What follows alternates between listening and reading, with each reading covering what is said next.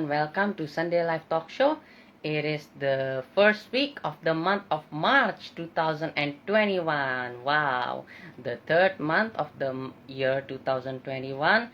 Pray that all of you are fine, all of you are in good health, in good condition, and pray that you are still on track with the Lord, still loving Him, still adoring His name. So without further ado, today we'll be talking with Pastor Viganshu Gandhi. He is the lead pastor of Lifehouse Community Church. So we'll be talking with him. We'll be discussing a lot of things with him.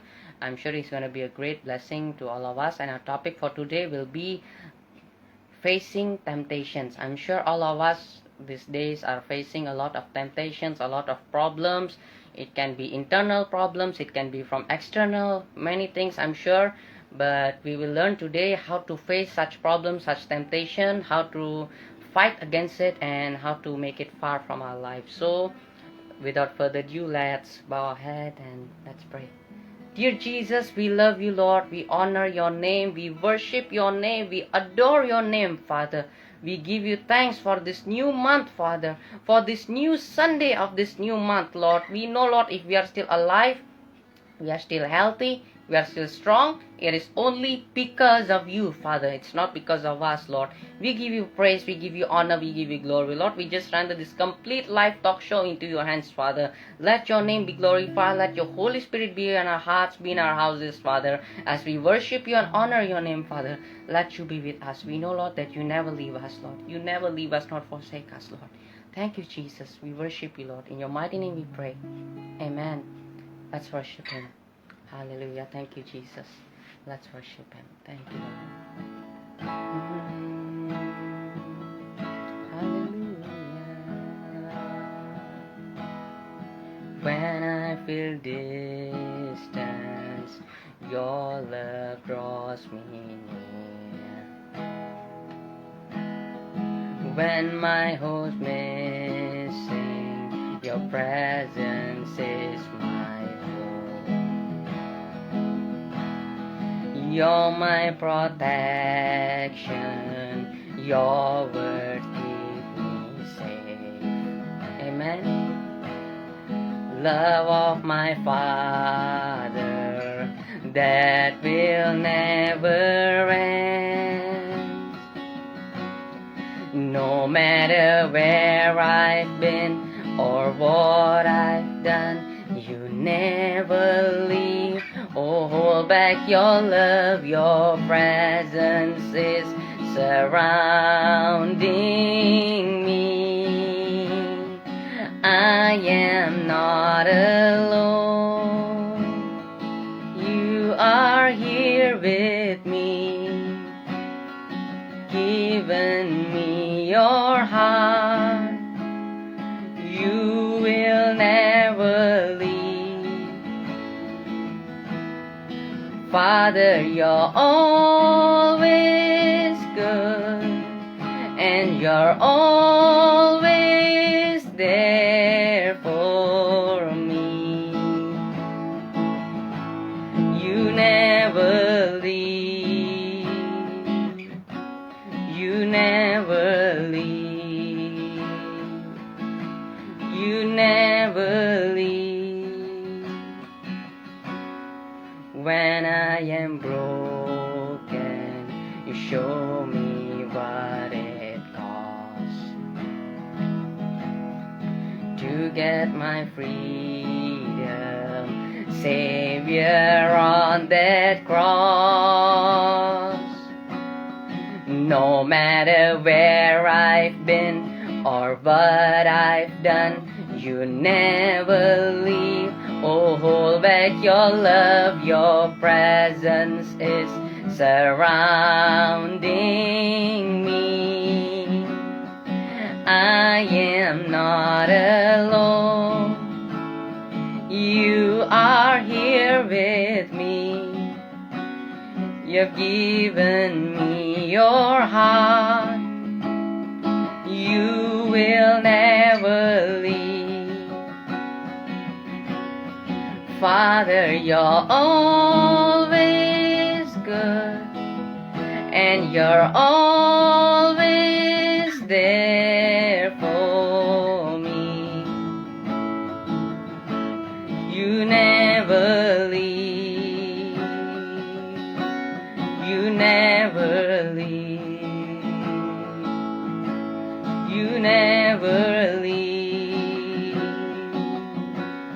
For all of my days, your love has surrounded me, love that surrounds my heart. I am saved, I'll worship forever, worship with all my heart.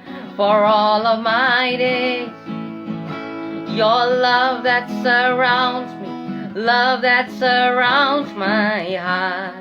I am saved, I'll worship forever, worship with all my heart. Oh,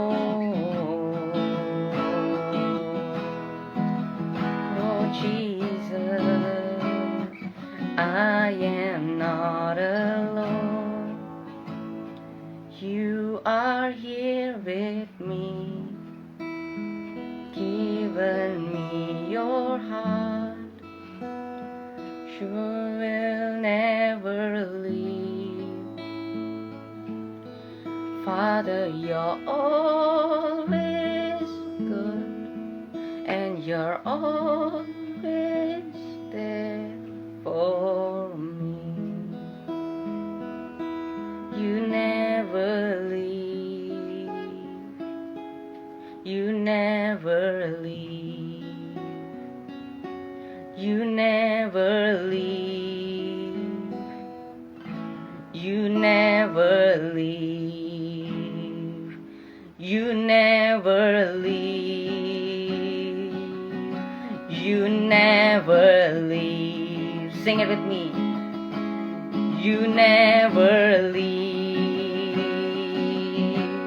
For all of my days, your love has surrounded me, love that surrounds my heart. I am saved, I'll worship forever, worship with all my heart. For all of my days, your love has surrounded me, love has surrounded my heart. I am saved, I'll worship forever, worship with all my heart. Oh, we worship you, Lord. We bless your holy name. We adore your blessed name, Father, with our hands lifted to you. Sharalana marana mayase, kiralana maralana mayase, karana moyase. We worship you, Lord. Hallelujah. We adore your blessed name, Jesus, the name above every name. Oh, hallelujah. We worship you, Lord. Hallelujah. Thank you, Jesus. Thank you, Lord. When the oceans rise and thunders roar, I will soar with you above the storm. Father, you are King over the flood. And I will be still, know you are God. Di saat badai bergelora, ku akan terbang bersamamu. Bapa, kau raja atas semesta, ku tenang sebab kau Allahku. Di saat badai bergelora, ku akan terbang bersamamu. Bapa, kau raja atas semesta, ku tenang sebab kau Allahku. We know in your presence we are safe, Lord. Hide us in your presence, Jesus. Hide me now under your wings. Cover me within your mighty hands. When the oceans rise and thunders roar, I will soar with you above the storm. Father, you are king over the floods, and I will be still and know you are God. Di saat badai bergelora, ku akan terbang bersamamu. Bapa, kau raja atas semesta. Ku tenang sebab kau Allahku di saat badai bergelora. Ku akan terbang bersamamu. Bapa, kau raja atas semesta. Ku tenang sebab kau Allahku. Ku tenang sebab kau Allahku. Ku tenang sebab kau Allahku.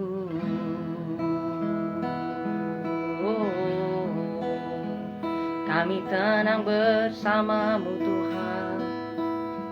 Haleluya.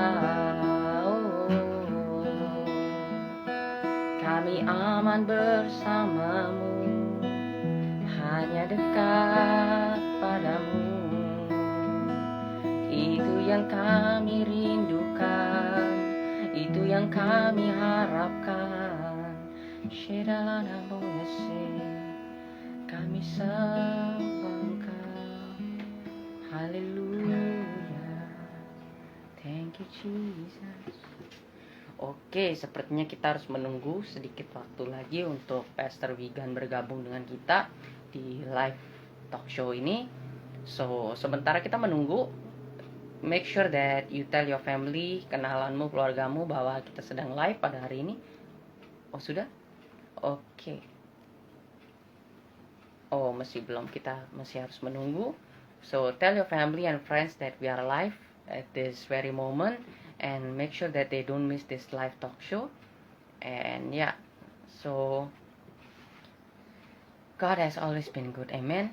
Lewati setiap pencobaan apapun bukanlah menjadi sebuah kesempatan untuk kita menyerah ketika kita berada dalam satu pencobaan, tetapi haruslah kita menganggap itu sebagai satu ujian di mana kita harus memenangkannya, melewatinya, dan berhasil menguasainya. Karena jika cobaan itu menguasai kita, maka we are a failure. But if we can conquer that pencobaan, kalau kita bisa menguasainya, kita bisa melewatinya, maka kita telah menggenapi firman Tuhan yang adalah kita lebih daripada pemenang dalam segala hal. Amin. Apapun cobaan itu, apapun masalah itu, jangan pernah menyerah. Dan we'll be talking about that only. So yeah, pray that will bless you also. I think we can worship the Lord again sambil menunggu Pastor Wigan untuk join kita.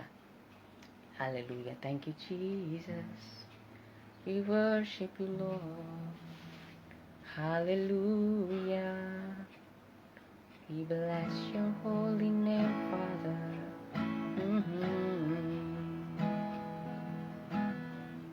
Haleluya Lord. Thank you Jesus.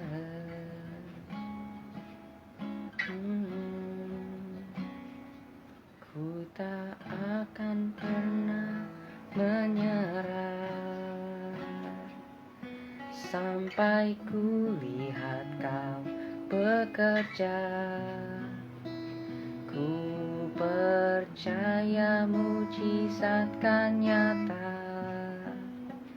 Ku takkan berhenti percaya.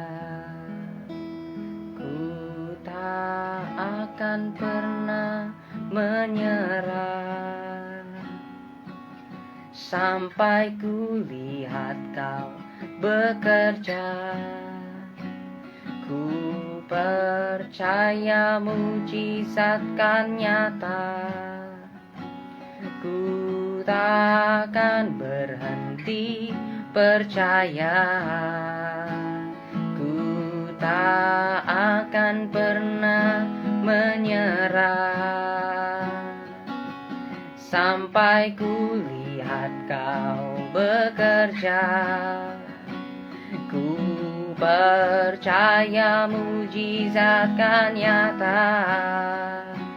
Ku takkan berhenti percaya. Oh, kami takkan berhenti percaya. Tak sekalipun melupakanku, Kau menuntun langkahku. Ku tak pernah sendiri, Kau tak tinggalkanku. Tak sekalipun melupakanku, Kau menuntun langkahku. Ku tak pernah sendiri, Kau tak tinggalkanku. Ku tak akan pernah menyerah sampai ku lihat Kau bekerja. Ku percaya mujizat kan nyata. Ku takkan berhenti percaya. Ku tak akan pernah menyerah sampai ku lihat Kau bekerja. Ku percaya mujizat kan nyata. Ku takkan berhenti percaya. Haleluya, haleluya bagimu Tuhan, kami sembah Kau. Oke, I think we still need to wait. Mungkin kita akan coba untuk kirim invitation supaya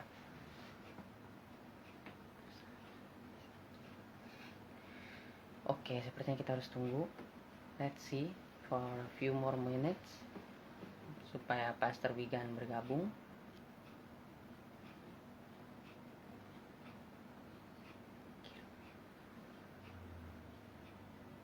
Oke, kita akan coba untuk invite Pastor Wigan.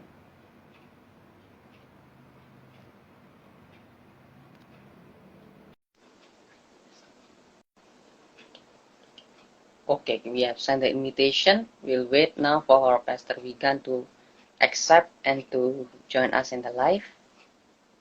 So, iya, kita tunggu ya. Let's wait.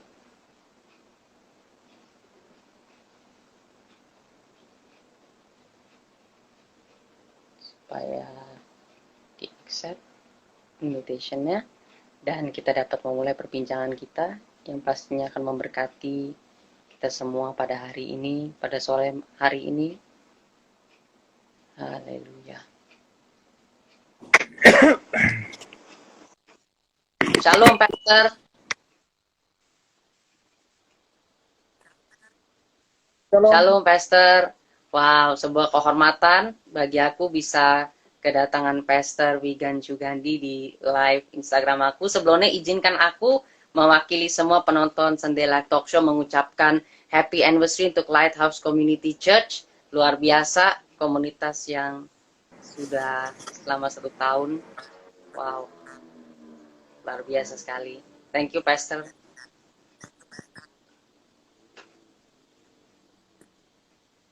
Oke, kita tunggu ya.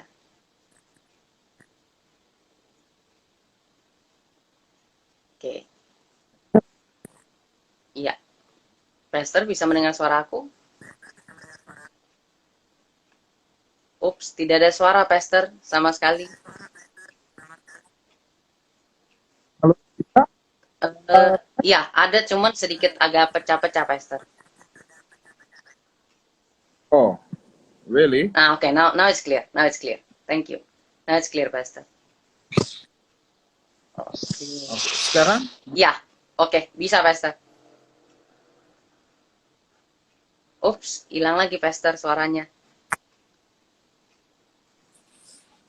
Oke.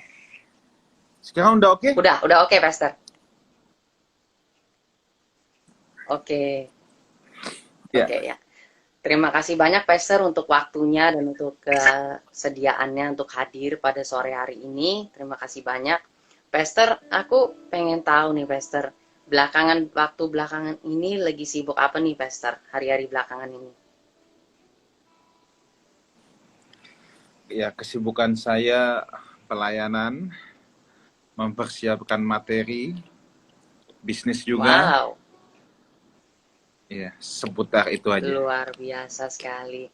Pastor kan memulai sebuah komunitas yang sangat luar biasa, menjadi berkat, dan sudah 1 tahun aku percaya segala sesuatu yang dimulai dengan konsisten selama 1 tahun pasti akan ada sulitnya, akan ada senangnya. Aku pengen tahu nih, Pastor, kira-kira suka dan duka Pastor memimpin sebuah komunitas selama 1 tahun sehingga bisa menjadi berkat yang sangat luar biasa, seperti apa, Pastor? Amin. Dalam apapun yang kita lakukan pasti ada tantangan. Betul. Ya. Dan kebetulan ini bukan kali pertama saya melakukan perintisan. Wow. Karena sebelumnya saya sudah penggembalaan di Sydney selama 9 tahun. Luar biasa. Dan komunitas itu juga masih eksis sampai Wow. sekarang, yang dipegang oleh anak-anak rohani saya. Biasanya saya masih ke sana setahun 3-4 kali, tapi karena pandemi belum bisa ke sana. Ya. Dan jadi ini bukannya pengalaman pertama kali untuk merintis sebuah komunitas gitu.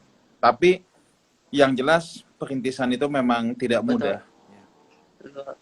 Tapi satu hal kalau yang saya tahu bahwa yang paling pertama kita harus menangkap hatinya Tuhan. Apa yang Tuhan inginkan kita jadi, apa identitas Tuhan buat kita. Persoalannya ada banyak orang yang tidak menangkap hal itu, tetapi hanya mencoba mengcopy paste apa yang Tuhan kerjakan pada orang lain atau apa yang orang lain kerjakan. Dan itu yang menjadi masalah terbesar saya rasa dalam perintisan, ketika seseorang tidak menemukan hati Tuhan tetapi hanya mencoba menjadi seperti orang lain. Mencoba menjadi seperti gereja lain, mencoba menjadi seperti komunitas lain, dan dia tidak pernah menemukan hatinya Tuhan. Itu yang masalah paling berat. Wow, luar biasa sekali, Pastor. Baru mulai kita sudah deep sekali, wow, dahsyat. Pastor, aku pengen tahu nih, tadi Pastor sempat bilang udah mulai perintisan sebelumnya di Sydney, sangat luar biasa. Aku pengen tahu, Pastor, apakah Pastor memang berasal dari keluarga yang memang sudah kenal Tuhan dari awal, atau seperti apa, Pastor? Kebetulan tidak, ya. Tapi saya dari kecil memang sekolah di sekolah Kristen. Saya menerima panggilan Tuhan itu di SMA kelas 2. Itu yang membuat saya memutuskan untuk masuk ke sekolah Alkitab dulu, S1. Jadi ada banyak orang menjadikan sekolah Alkitab itu adalah pilihan terakhir. Kalau kalau di kampus A nggak Nah, diterima, kampus B nggak terima, kampus C kagak terima, ya udah deh, daripada susah-susah sekolah Alkitab aja udah. iya, iya, iya. Banyak orang yang seperti Betul, itu. betul. Bahkan yang lebih menyedihkan lagi adalah ketika seseorang menjadikan sekolah Alkitab itu jadi kayak panti rehab. Hmm. Anak saya nakal Nah, banget nih, masukin sekolah Alkitab aja deh. iya, iya, iya, iya. Bahkan saya pernah Eh, ketemu anak gua narkobaan eh. nih, masukin sekolah Alkitab aja deh. Buset, ini panti rehabilitasi atau apa? Dan iya, dan yang Iya, kemudian iya, iya. ada yang anak saya goblok banget, sekolah di Jesus. mana-mana tidak Eh, diterima. Ya udah deh, paling gampang masukin sekolah Alkitab aja. Lah, kok jadi buang-buangan eh, begitu ya? aduh. Tetapi justru menurut saya memulai itu dengan eh, menjawab panggilan Tuhan, ya. Kebetulan saya sekolah berasal dari SMAK 3. Waktu di zaman saya itu SMAK 3 itu merupakan top 10 di Oh, Jakarta. I do believe till now sekolah itu top 10. Dan teman-teman saya itu juga banyak yang apa namanya mewakili Indonesia untuk Olimpiade wow. Kimia, Olimpiade Matematika, dan saya juga banyak membantu teman-teman untuk waktu mereka mau ujian masuk di Atmajaya, di Untar, saya banyak membantu mereka juga. Dan itulah yang menjadi prinsip saya bahwa eh, kita menjawab panggilan Tuhan itu bukan karena kita nggak ada jalan lagi, tetapi ketika kita bisa memberikan yang terbaik dalam hidup kita, atau ketika kita berada di puncak potensi kita, justru kita harus memberikannya buat Tuhan, Wah, luar biasa. bukan yang Yes, sisa. setuju sekali. Pastor tadi sempat bilang menerima panggilan Tuhan. Apakah ada peristiwa terkhusus dalam kehidupan Pastor di mana Pastor mengalami Tuhan? Karena Pastor pun berasal dari mungkin background yang bukan dari Kristen sebelumnya. Nah, apakah ada momen terkhusus sehingga Pastor mau gitu menerima Tuhan Yesus, mengalami Tuhan secara pribadi? Ada nggak, Pastor? Ya, ketika saya menjadi Kristen ya, memang saya mulai aktif di persekutuan di sekolah dulu ya. Tetapi apa yang melit saya untuk menerima panggilan Tuhan atau menjadi hamba Tuhan dalam apa tanda petik ya, sebab saya percaya semua kita adalah hamba Tuhan. Memang ada beberapa peristiwa yang boleh dikata supranatural. Tetapi sekali lagi itu tidak dapat jadi patokan dan setiap orang bisa beda-beda. Benar, setuju. Cara Tuhan memanggil hambanya itu beda-beda. Kita tidak bisa menyamakan semuanya. Kebetulan dalam hidup saya, jadi mentor pertama saya adalah Pastor Rudi Gunawan. Beliau juara bulu tangkis akhir tahun 80-an, awal tahun 90-an. Ya, itu juara dunia bulu tangkis. Kalau yang penggemar bulu tangkis di tahun-tahun itu pasti tahu. Itu juara ganda putra. Wow. Beliau sekarang ada di Amerika, penggembalaan di California. Wow.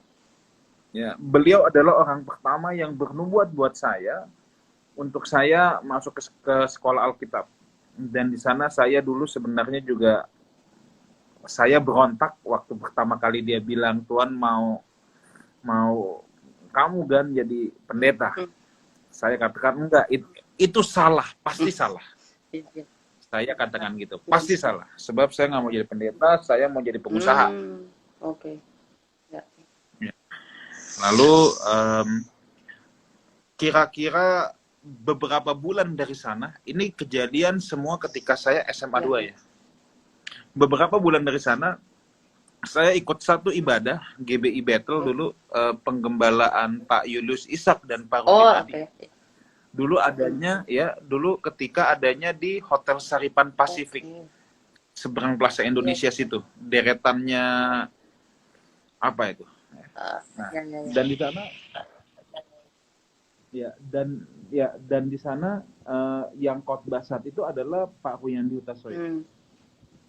Yang khotbah Pak Huyandi Hutasoid, gerejanya kecil, paling cuma 30-40 orang ya. Lalu setelah ibadah, waktu salaman, itulah kali pertama saya ketemu dengan Pak Huyandi. Tapi Pastor Ruyandi ketika saya salaman bilang, "Dek, kamu jangan pulang dulu. Wow. Saya mau bicara sama kamu," gitu. Ceritanya gitu ya. Ya udah, dia udah salamin semua jemaat, terus dia bicara empat mata sama saya. Dia bilang, "Dek, Tuhan mau pakai kamu jadi pendeta." Nah itu tuh saya kaget itu. Karena dua orang yang bicara yang yang tidak saling kenal sama sekali. Tiba-tiba bicara seperti itu gitu. Nah, tapi saya masih belum kepengen. Saya bilang ini salah pasti. Tapi ketika mendapatkan dua itu saya udah agak mikir lah ya. Lalu dulu dengan pengertian yang terbatas ya, saya buka Alkitab asal gitu. Saya lagi doa buka Alkitab asal. Kan saya bilang, Tuhan masa sih saya harus jadi pendeta? Ini salah nggak sih? Maksud saya harus jadi pendeta? Saya buka Alkitab asal, yang kebuka adalah 2 Timotius. Pasal yang keempat, 4 atau 3 itu. Yang judul perikopnya adalah penuhilah panggilan pelayananmu. 2 Timotius 4. Mata saya langsung tertuju ke sana. Again, ini adalah cara-cara mistis yang sebenarnya tidak benar ya. Tetapi ya itulah, Tuhan kan bekerja sesuai usia rohani kita. Ya. Nah, dari situ saya mulai ragu. Saya bilang, saya doa, Tuhan, ini betul nggak panggilan Tuhan? Saya minta satu tanda lagi. Kalau ada satu orang lagi ngomong sama saya nyerah.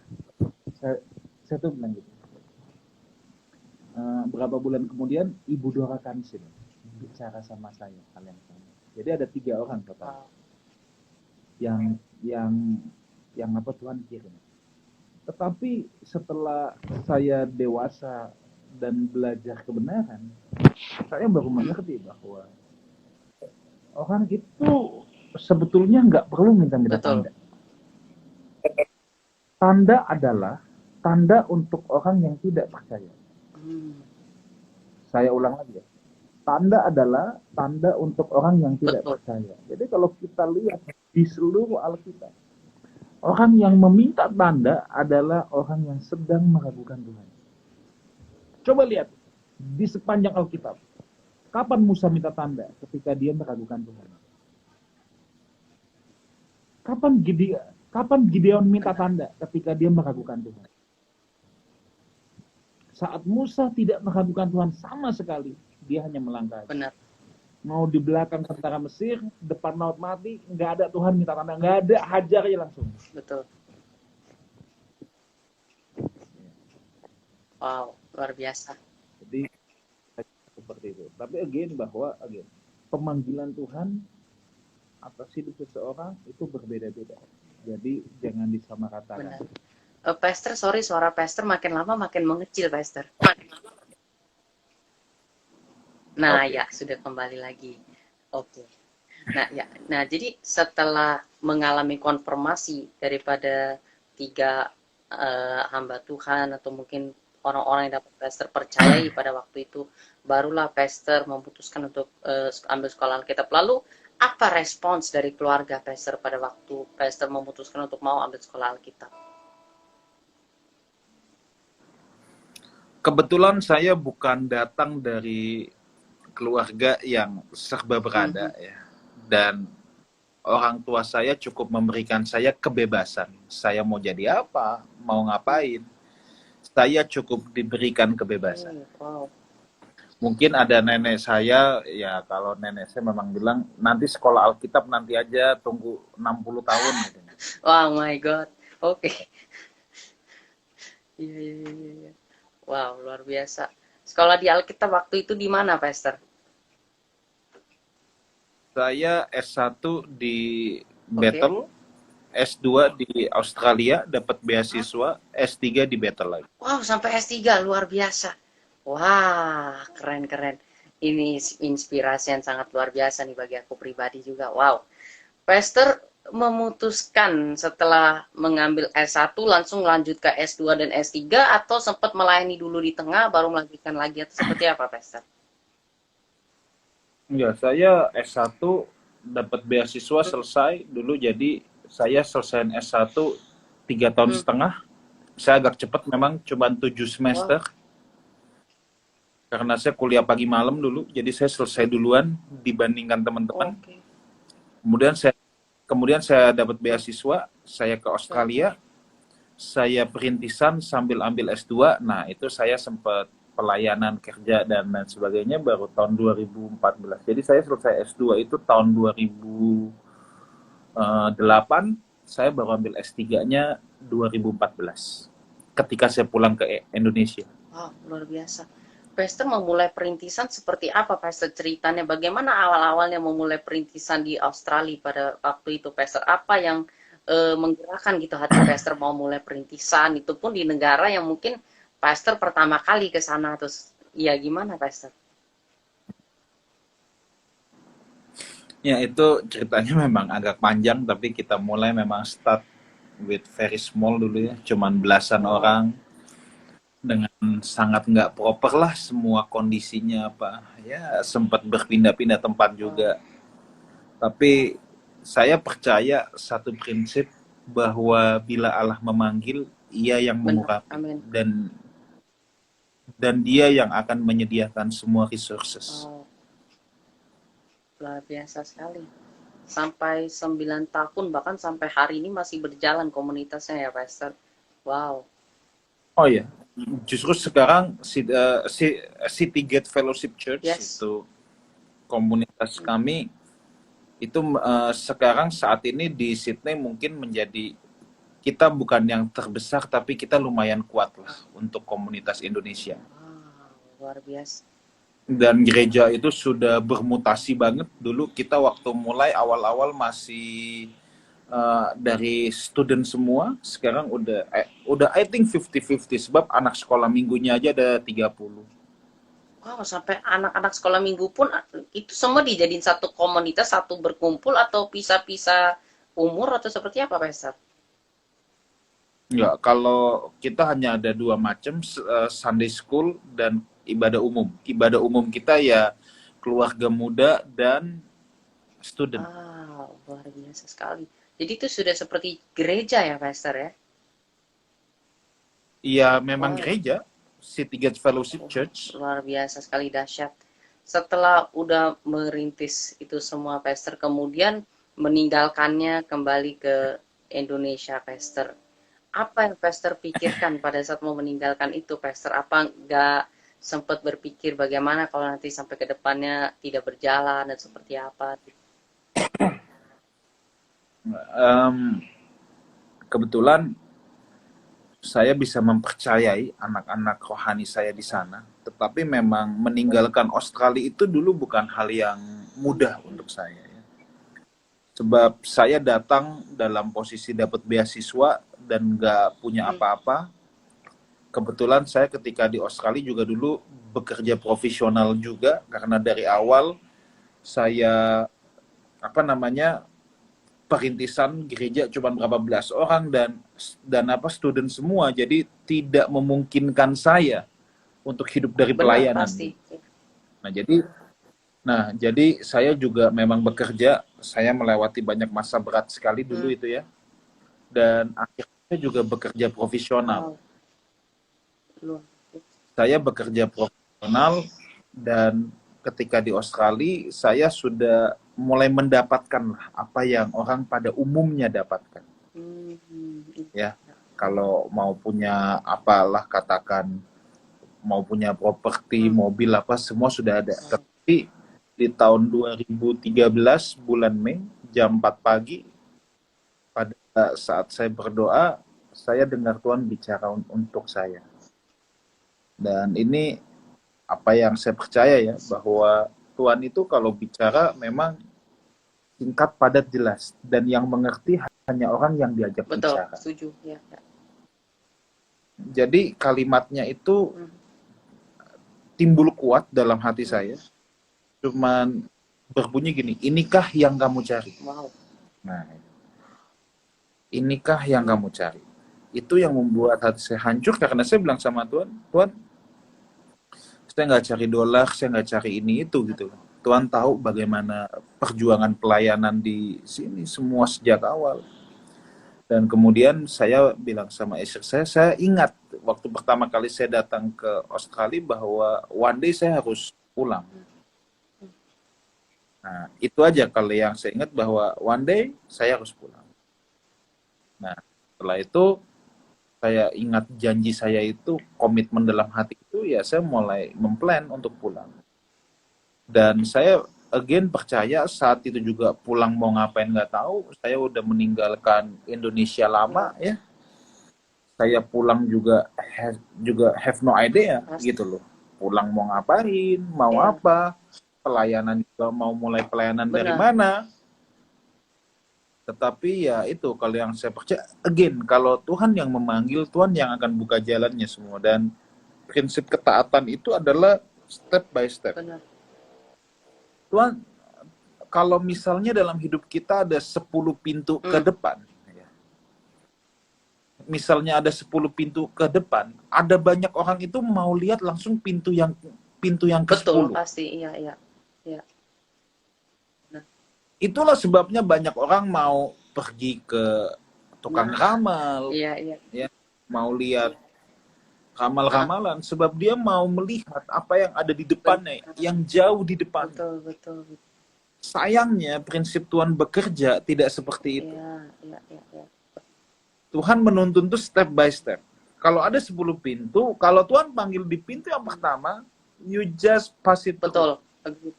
Jangan harap you bisa lihat pintu kedua kalau saudara tidak mau masuk pintu pertama. Betul sekali. Ya. Wow. Kalau pintu pertama sudah lewat, Tuhan akan tunjukkan pintu kedua. Demikianlah Tuhan nuntun Israel, Tuhan nuntun Abraham keluar dari Ur Kasdim, patternnya semua sama. Wow. Perjalanan misi Paulus, patternnya semua sama. Yes. Ya, jadi apa yang saya lakukan saat itu, saya pulang aja dulu. Yes, saya nggak tahu harus ngapain apa, pokoknya saya pulang dulu. Setelah pulang, bulan-bulan awal, waduh, saya pelayanan nyaris nggak ada. Masih dikit sekali. Tetapi tanpa saya terasa, waktu saya kan pulang bulan Maret 2014, bulan Maret 2014, tahun 2015 bulan Juni saya lagi pelayanan di Lembah Pujian, Pak Timotius Arifin. Saya lagi khotbah di sana. Lalu saya bilang sama istri saya, 1 tahun 3 bulan kita pulang. Dan tanpa terasa Tuhan sudah bawa kita pelayanan dari Sumatera sampai Papua. Dahsyat sekali. So again, bahwa bila Allah yang memanggil, Dia yang mengurapi, Dia yang buka jalan, Dia yang siapkan sesuatu.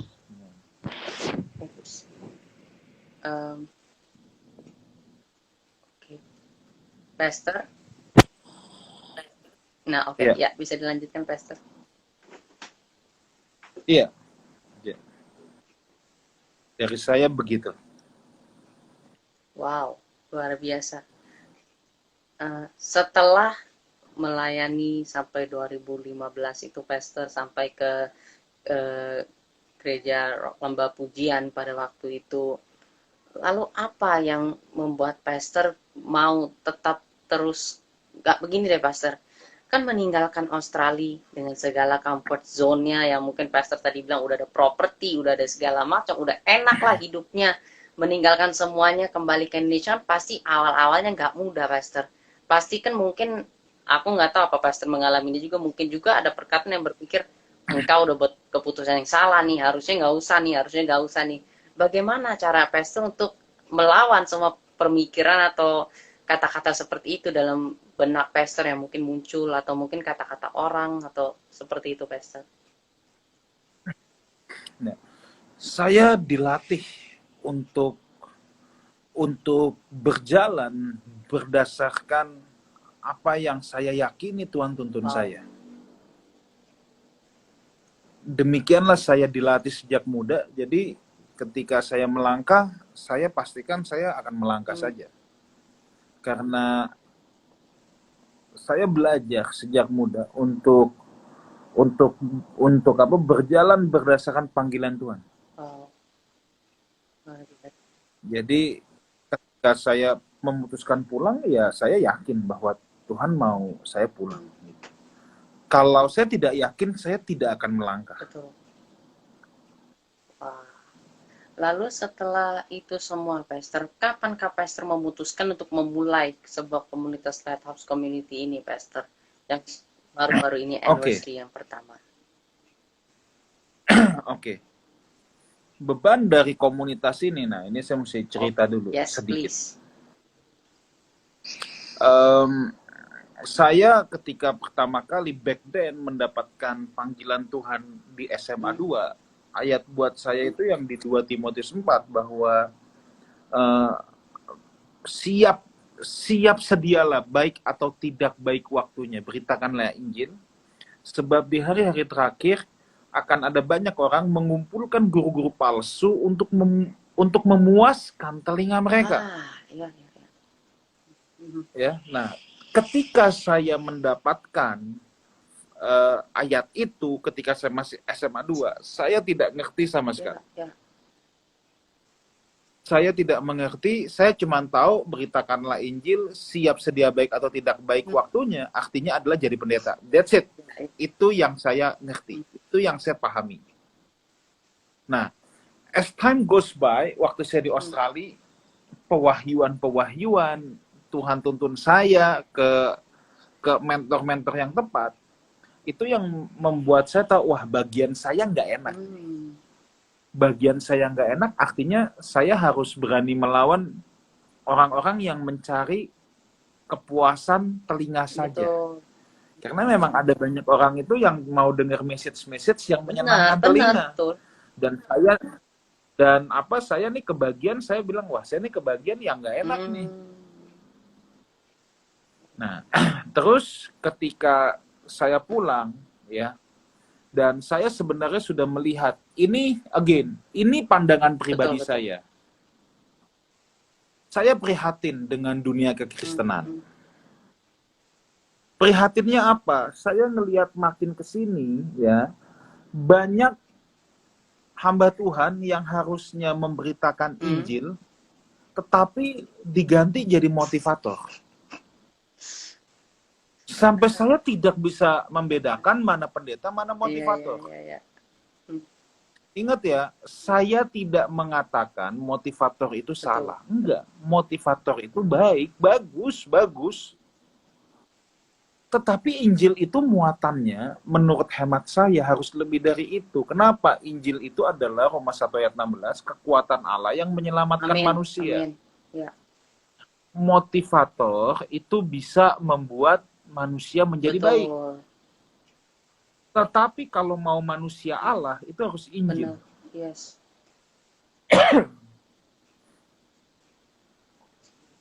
Motivator bisa sampai tataran jiwa. Bisa. Tetapi yang bisa menerobos sampai ke dalam roh, itu adalah Injil. Nah, ketika saya pulang dari Australia, saya melihat kenapa trennya pendeta itu jadi kayak motivator. Why? Saya berpikir keras. Kenapa trennya tuh begitu? Ternyata ketika saya pulang ke Indonesia, saya ngelihat gila men, Jakarta terutama dan kota-kota besar lainnya, itu sudah berubah total. Menurut saya beda dengan zaman tahun 90-an.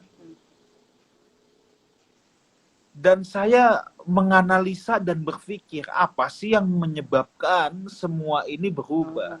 Apa sih yang menyebabkan masyarakat ini semua geser? Kenapa saya bilang berubah? Contoh. Waktu zaman saya tahun 90-an, seingat saya, atau tahun 2000-an awal, kayaknya nggak ada tuh childcare segala. Kita mau makan Jepang juga, restoran Jepang belum banyak. Kafe-kafe brunch bule itu juga nyaris nggak ada lah kalau di Indonesia. Betul. Ya, nyaris nggak ada. Tapi ketika saya pulang, tiba-tiba itu semua sudah berkeliaran di mana-mana. Childcare kalau di luar negeri adalah sebuah kebutuhan karena suami istri harus kerja. Hmm. Tapi kalau di Indonesia, childcare itu bukan lagi kebutuhan, tapi lifestyle. Iya, iya, iya. Iya, Iya, karena sebenarnya ada suster, ada betul, apa betul. gitu loh. Benar. Ya. Dan saya melihat bahwa kota itu berubah. Hmm. Tiba-tiba jadi banyak branch, apa semua. Hmm. Nah, terus saya tuh mulai berpikir, kenapa berubah? Hmm. Oke. Sebab orang zaman dulu jarang yang sekolah di luar. Generasi kelahiran tahun 70-an itu sudah mulai banyak yang sekolah di luar. Oh, Generasi 80-an, generasi saya lebih banyak lagi. betul. Generasi 90-an lebih banyak yes. lagi. Nah, orang-orang yang pulang ini, mereka lah yang membawa culture luar. Iya, iya, iya. Benar. Sehingga kota berubah. Nah, kota berubah, gereja pun berubah. Betul. Iya, iya. Gereja pun berubah. Saya melihat, tanpa saya menyebut label gereja manapun ya. Tanpa saya menyebut label gereja. Dulu, seingat saya, zaman tahun 90-an, gereja modern itu adalah gereja karismatik. Betul. Iya, iya, iya. Ya, gereja kuno adalah gereja mainstream. Gereja Protestan. Yes. Tetapi ketika saya balik dari Australia, saya lihat dunia kekristenan itu beda. Gereja karismatik yang dulu gereja modern itu udah kuno. Loh, iya. Kalau gereja mainstream gimana? Untuk anak-anak ini purba. Gereja purba. Dan gereja yang kekinian adalah gereja-gereja yang sesuai dengan culture-nya mereka yang baru itu. Betul. Nah, jadi saya sudah menganalisa ini. Nah, sekarang bagaimana kita membawa Injil ke tengah-tengah masyarakat ini. Nah, sementara culture gereja yang modern ini, ya, yang karena banyak dari orang luar juga itu semua, itulah justru sarangnya pendeta motivator adanya di sana semua. Betul. Dulu zaman saya tahun 90-an, siapa yang mau bayar motivator mahal? Sekarang yuk ikut seminar motivator aja bayar juta-jutaan dan orang rela bayar. Iya. Nah, sekarang kalau pendeta seperti motivator, gratis lagi.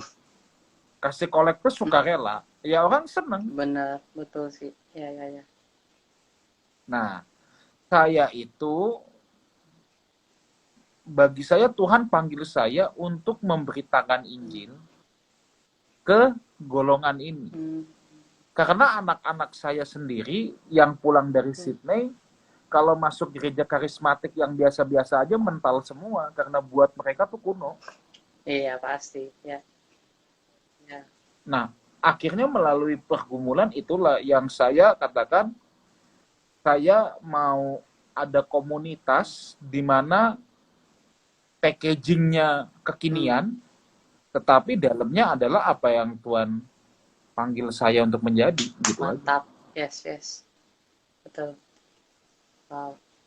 Luar biasa sekali. Jadi dengan pemikiran seperti itulah Pastor memulai komunitas ini ya, Pastor?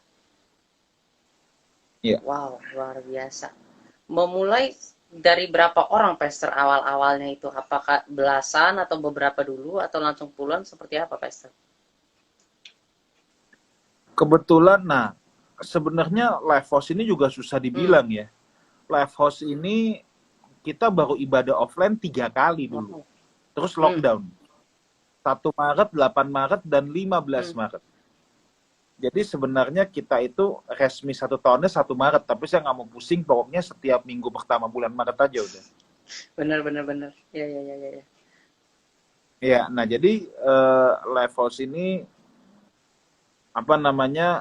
susah diomong ya, tetapi memang karena saya sendiri kan ya, kalau dulu ketika datang ke Australia kan memang student, saya masih usia 23. Kalau sekarang saya kan memang sudah melanglang buana juga, sudah khotbah kemana-mana, ya. Jadi ya memang live house ini begitu mulai tidak dari nol gitu, tidak. Secara tingkat kehadiran ya. Tapi again saya juga susah kalau ditanya berapa orang karena kita baru 3 kali mulai. Wow. Tapi oleh anugerah Tuhan memang secara sosial media kita siap dan rupanya subscriber kita ya lumayan lah, biarpun belum banyak-banyak banget. Wah, luar biasa sekali. Jadi kalau ditanya berapa saya juga nggak tahu, kalau seandainya kita buka berapa banyak yang hadir saya nggak tahu. Tapi subscriber YouTube kita ada di angka 2.500. Wow. Live House Music kita punya Live House Music subscribernya di 12.000 kalau nggak salah. Wow.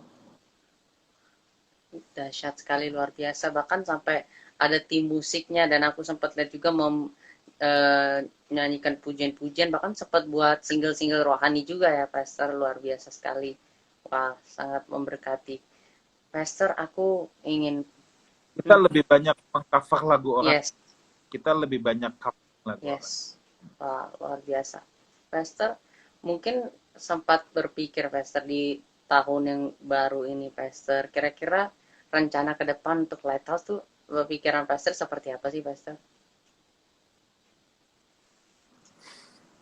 Live House tetap berkomitmen pada pelayanan keluarga, ya.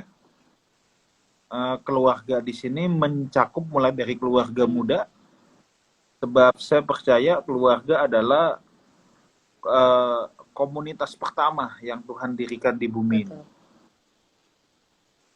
Jauh sebelum ada negara, jauh sebelum ada gereja, Tuhan menciptakan keluarga.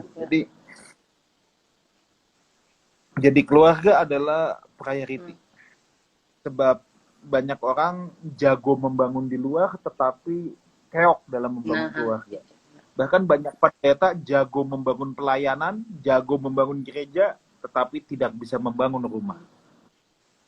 Atau tidak bisa membangun keluarga. Ada banyak orang jago membangun bisnis, tapi tidak bisa membangun keluarga. Betul. So, fokus kita kepada keluarga, yang pertama. Yang kedua, fokus kita adalah memperlengkapi jemaat untuk serius bisa menjadi serupa dengan Kristus. Itu aja sih. Luar biasa. Pastor pasti menyadari ya dalam keadaan seperti ini, saat-saat ini, mungkin dari tahun-tahun lalu juga, anak-anak Tuhan banyak sekali mengalami yang namanya pencobaan, mengalami banyak sekali yang mungkin namanya permasalahan, persoalan, mungkin pencobaan itu mungkin muncul dari pikiran mereka, godaan-godaan seperti itu, Pastor, yang mungkin membuat kita mau meninggalkan pelayanan, kayak udah menyerah saja seperti itu, Pastor. Nah, menurut Pastor, bagaimana cara kita sebagai anak-anak Tuhan untuk melawan semua hal-hal seperti itu, Pastor, dalam kehidupan setiap kita? Menurut saya pencobaan atau kesulitan semua itu cuman menunjukkan siapa kita sebenarnya. As simple as that. Kesulitan, pencobaan, atau apapun itu hanya menunjukkan siapa kita yang sebenarnya. Wow. Jadi sebenarnya fokus kita bukan kepada kesulitan, bukan kepada pencobaan, bukan kepada itu semua. Tetapi memang fokus kita adalah membangun apa yang ada di dalam kita. Sebab kekristenan itu inside out, bukan outside in. Pencobaankah, ujiankah, kesulitankah, itu semua adanya dari luar. Tetapi yang harus kita bangun adalah apa yang ada di dalam. Bagaimana cara membangun itu, Pastor? Oh ya, kisah Daud itu kan paling jelas ya. Kisah apa Daud? Daud itu pernah mengalami kekalahan yang porak-poranda sekali. Yes. Ya. Daud itu pernah habis-habisan sekali ya, itu ketika di Siklak di 1 Samuel 30 ayat 1-6, nanti baca sendiri aja ya. Daud di Siklak itu habis-habisan, istrinya ditawan, rakyatnya mau timpukin dia pakai batu dan lain sebagainya.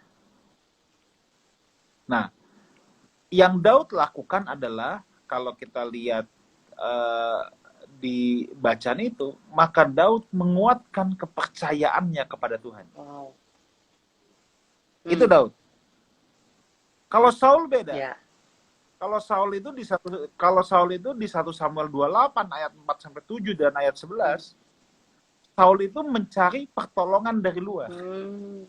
Sampai hamba Tuhan udah mati pun dia cariin Samuel. Iya. Ya. Benar. Ya. Yes. Ya.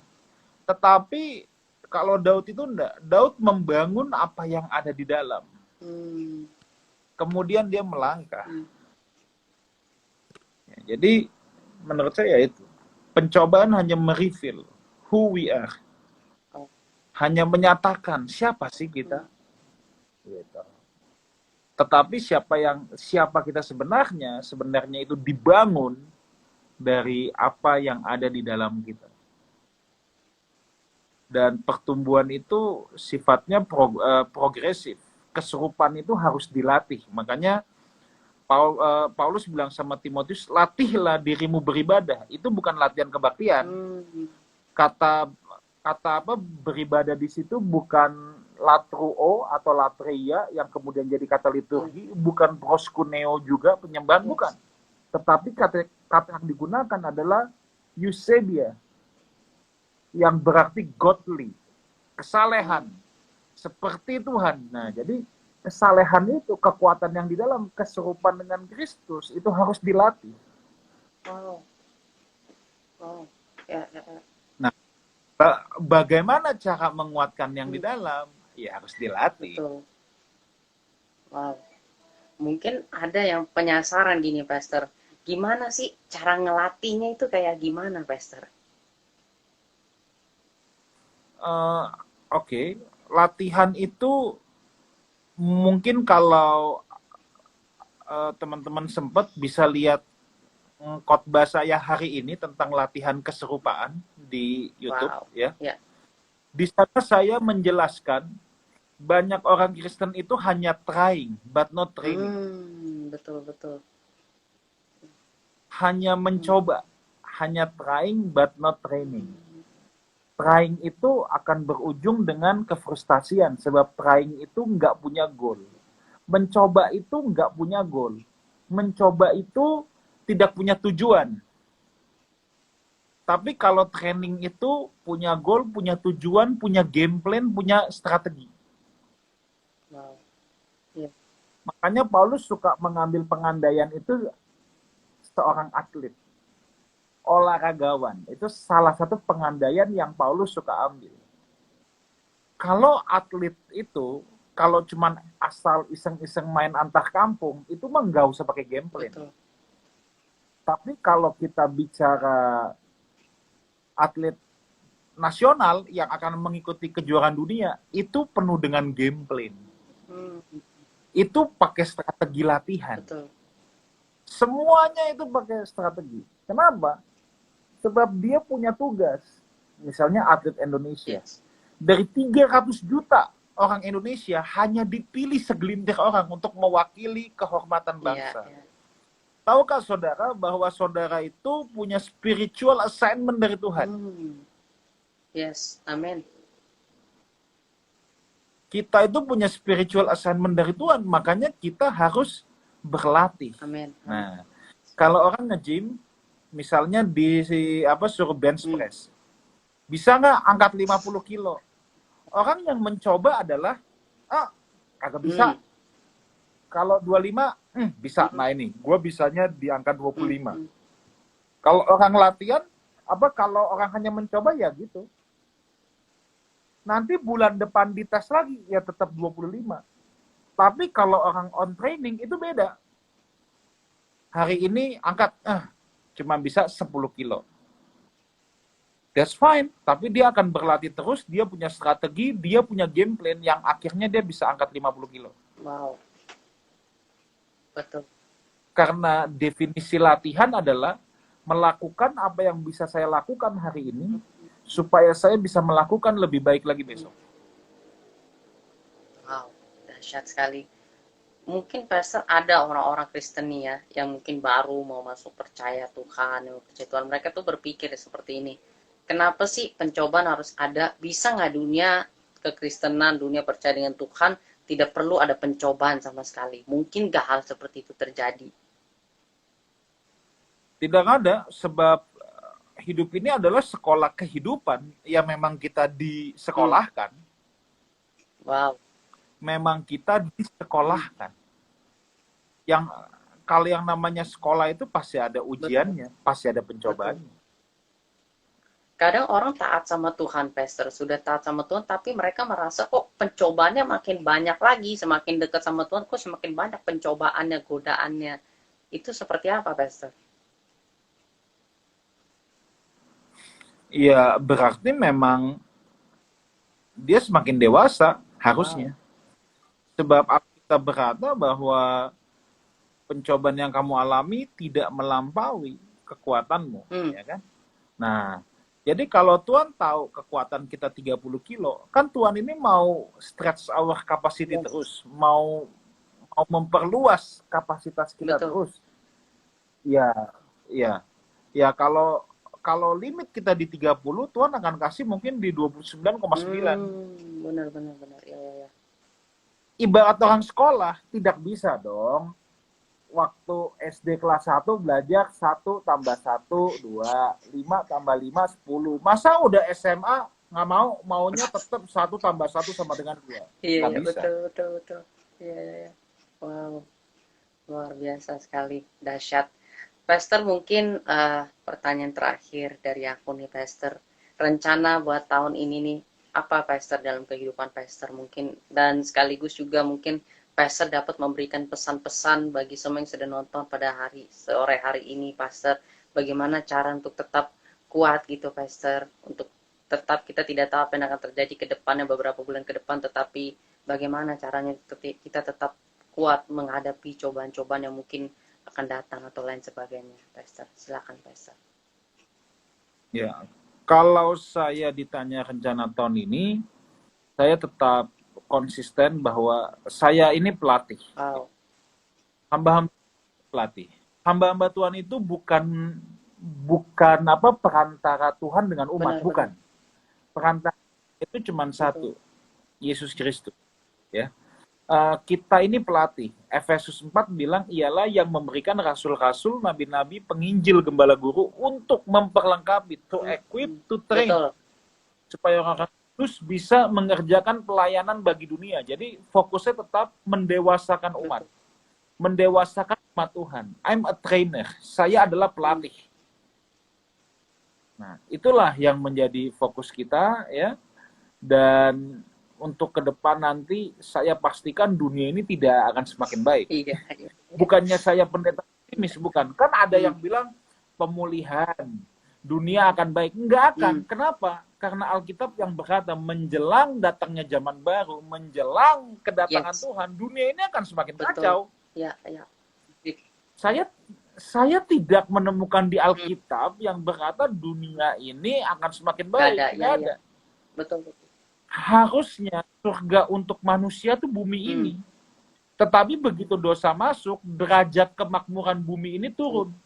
Klimaksnya bumi ini jadi lautan api, jadi neraka. Yes. Loh, kalau kita lihat di 2 Petrus 3, Alkitab bilang semua yang ada di langit dan di bumi ini dibakar habis. Nah, jadi bumi ini akan terus merosot sampai di titik terendah. Dan Tuhan akan menyediakan langit yang baru dan bumi yang baru. Orang-orang percaya akan dipindah ke sana. Kalau bumi yang kita huni hari ini, saya berani jamin, nggak akan tambah baik, tambah hancur. Iya. Sebab Alkitab bicara itu. Yuk boleh lihat. Sakit penyakit, krisis ekonomi, kesulitan, bencana alam akan makin banyak. Bencana alam tidak bisa kita tanggung, asli. Itu kadang-kadang lucu kalau melihat orang, kami tolak tsunami, kami tolak bencana alam. Nggak bisa. Justru akan tambah banyak. Nah, saya kalau ngomong gini, saya dibilang pendeta nggak optimis, pendeta frustasi. Enggak. Aduh. Ini yang namanya gini. Kedatangan Tuhan itu seperti wanita yang sakit bersalin. Benar. Tahu nggak orang wanita itu kalau sudah mau menjelang melahirkan, itu kontraksinya makin sering. Iya, setuju. Yes. Masa mulutnya lu tengking sih? Nggak bisa. Iya sih, benar. Ya. Nah, jadi ya itulah Saya harus mempersiapkan jemaat supaya jemaat kuat, dan saya harus bicara apa Benar. adanya. Saya tidak boleh memberikan janji-janji palsu yang memuaskan telinga Benar, mereka. nggak boleh. Yes. Betul. Wow, luar biasa. Tetapi saya mendewasakan dan menguatkan apa yang ada di dalam Benar. mereka, supaya ketika hal-hal itu terjadi, mereka siap menghadapinya. Iya. Setuju. Wow, luar biasa sekali. Pastor, mungkin sebelum mengakhiri live ini, sebelum aku memberikan sedikit rangkuman nanti, aku minta tolong nanti Pastor untuk memimpin kami semua dalam doa, Pastor. Tapi sebelum itu izinkan aku merangkum sedikit pembicaraan dari kita, Pastor, pada sore hari ini, agar mungkin yang sedikit kelewat bisa mendapatkan inti-inti dari pembicaraan kita pada sore hari ini, Pastor, dan bisa memberkati mereka juga. So, saudara yang saya kasih dalam Tuhan Yesus, terima kasih banyak untuk kehadirannya, untuk kemauannya untuk bergabung pada sore hari ini. Terima kasih banyak. Saya hanya ingin merangkum sedikit dari pembicaraan kita semua, saudara yang saya kasih Tuhan Yesus, bahwasannya kehidupan kita tidak bisa bebas dari pencobaan. Itu kita harus selalu ingat di dalam pikiran, hati, bahkan kita harus meteraikan, saya rasa di dalam otak kita, bahwa tidak ada hidup tanpa cobaan. Kehidupan kita tidak bisa bebas dari pencobaan. Itu sebabnya kita harus membuat apa yang berada di dalam diri kita, berada dalam insight kita untuk menjadi lebih kuat, menjadi lebih teguh. Karena kita bukanlah orang-orang yang hidup dari eksternal, tetapi kita adalah orang-orang yang hidup dari internal. Ingat, firman Tuhan juga, Amsal 4 ayat 23 berkata, bahwa jagalah hatimu, karena dari situ terpancar kehidupan. Jadi saya merasa bahwa memang benar kehidupan kita semua terpancar dari apa yang ada di dalam kita. Kan Tuhan Yesus pun berkata, yang berada dari luar bukanlah yang menajiskan engkau, tetapi apa yang dari dalam yang keluar itulah yang akan menajiskan engkau. Karena itu sangat penting bagi kita untuk menjaga apa yang ada di dalam diri kita. Kalau insight-nya kita benar, maka pencobaan seperti apapun pasti dapat kita lewati. Jadi perhatikan apa yang ada di dalam internal kita. Dan yang kedua adalah selalu pastikan bahwa kita mau melatih kekuatan kita. Kita selalu mau melatih kekuatan kerohanian kita dengan hidup dekat dengan Tuhan, dengan taat akan firman-Nya. Dan percayalah, Tuhan pasti akan menolong dan menyertai kita. Memang tidak mudah untuk melatih, memang sulit. Tetapi ingat, kita harus bisa mengalahkan kedagingan kita. Jangan sampai kedagingan kita yang menguasai kita. Dan yang ketiga adalah, masa-masa sekarang adalah masa-masa di mana dunia akan menghadapi pengakhiran daripada akhir zaman itu sendiri. Dan kita sedang ada di dalam masa-masa penantian kedatangan Tuhan untuk kali yang kedua. Jadi kalau kita berharap untuk dunia semakin baik, sepertinya ya memang tidak bisa, tidak mungkin untuk hal itu terjadi. Karena memang semua yang berada di dalam firman Tuhan harus digenapi. Firman-Nya adalah ya dan amin. Itu sebabnya hari-hari ini, daripada engkau sibuk memikirkan hal-hal yang tidak penting, sibuk untuk melakukan perbuatan-perbuatan yang tidak berguna bagi kehidupanmu, lebih baik engkau mulai berpikir juga tentang kerohanianmu, tentang seberapa kebisaanmu, keinginanmu untuk hidup intim dengan Tuhan, untuk hidup dekat dengan Tuhan. Ingat, pada akhirnya seluruh dunia akan kita tinggalkan, seluruh bahkan tubuh kita pun akan kita tinggalkan.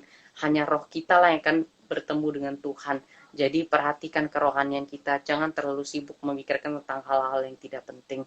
Nah, saudara yang dikasih Tuhan Yesus, atas nama semua yang nonton pada malam hari ini dan atas nama diri aku pribadi, aku mengucapkan banyak terima kasih untuk Bapak Pendeta Wigan Sugandi, Pastor. Aku sangat mengucapkan terima kasih untuk waktunya. Sungguh berkat yang sangat luar biasa bisa kedatangan Pastor. Bisa aku mohon dengan kerendahan hati untuk Pastor memimpin kami dalam doa, Pastor. Mari kita berdoa. Kami bersyukur untuk isi hati Tuhan yang telah dibagikan pada malam hari ini. Satu, doa hamba-Mu supaya setiap kami yang mendengarkan ini boleh menjadi orang Kristen yang semakin dewasa, yang siap menghadapi tantangan zaman ini, dan menjadi orang Kristen yang terus mengejar keserupaan, latihan keserupaan dengan Kristus. Terima kasih Bapak. Dalam nama Tuhan Yesus kami berdoa. Amin. Amin. Wow, Pastor, izinkan aku juga memberkati Pastor dalam doa, dan Kita mari bersatu dalam doa. Bapak, kami mengucap syukur Tuhan untuk Pastor Wigan Sugandi yang telah menjadi berkat bagi kami pada hari ini Tuhan. Kami berdoa biarlah Engkau memberkati pekerjaannya, pelayanannya, apapun yang dilakukan Tuhan, biarlah namamu dipermuliakan Tuhan. Biarlah keluarganya pun senantiasa Kau berkati dan Kau lindungi Bapak. Kesehatannya Kau pelihara Tuhan, pelayanannya terus Kau jadikan berkat bagi bangsa-bangsa Bapak. Biarlah melalui kehidupannya namamu dipermuliakan. Terima kasih Tuhan. Dalam namamu kami berdoa dan mengucap syukur. Haleluya. Amin. Terima kasih banyak Pastor. God bless you Pastor. Thank you. Semua juga yang nonton. Terima kasih banyak untuk kehadirannya, untuk waktunya. Tuhan Yesus memberkati semuanya berlimpah-limpah-limpah-limpah. Akhir kata, aku Daniel pamit undur diri. We'll see you all next week again, jam 7 sore. Stay safe, stay healthy. Good night. Bye-bye.